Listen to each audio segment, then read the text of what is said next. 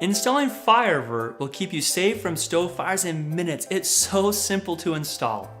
It's easier than baking a pie, takes less time than boiling an egg, and certainly is simpler installing household wiring. Just follow these 7 simple steps. Step 1, switch off the circuit breaker to the range and verify you lost power to the appliance. Step 2, pull the stove away from the wall and unplug the power cord. Step 3, plug the stove into the FireAvert and FireAvert into the wall. Step 4, restore power to the stove by flipping the breaker back into the on position. The FireAvert will start chirping. Step 5, reset the clock on the stove and make sure all oven and range elements are in the off position.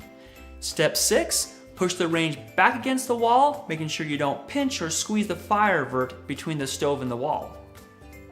It's very important that you push the stove back against the wall before sinking because the sound will change.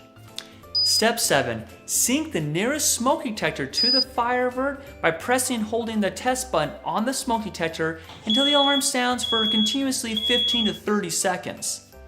Your fire will emit a chirping noise while syncing. When this stops, your FireAvert is properly synced. Easy peasy, now let's test it. Fill a pot with water and begin heating it on your stove on medium to high heat.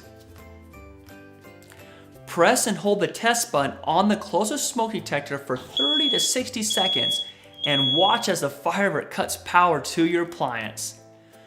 To reset the FireAvert, simply flip the stove breaker off and back on again in your electrical panel.